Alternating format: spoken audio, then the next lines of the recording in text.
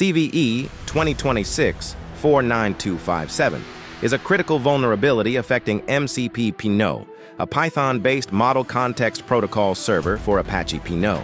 Versions 3.0.1 and earlier have an HTTP MCP server that defaults to binding 0.0.0.08080 with authentication disabled. MCP Pinot is used as a dependency in projects across the Python ecosystem, and that widespread use is what makes this vulnerability particularly concerning. This vulnerability allows for remote code execution. An attacker can trigger it by providing crafted input that's then run as a command on the server. A single request is all it takes. The recommended solution is to upgrade MCP Pinot to version 3.1.0 or later.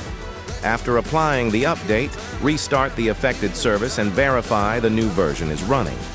If immediate patching isn't possible, restrict access to the component. The potential impact is substantial. With a CVSS score of 10, an attacker could gain full control of the affected system. Prioritize addressing this vulnerability. NextGuard tracks over 500,000 vulnerabilities across all platforms you use and alerts you when something like CVE-2026-49257 emerges. Start your free trial at nextguardehq.com.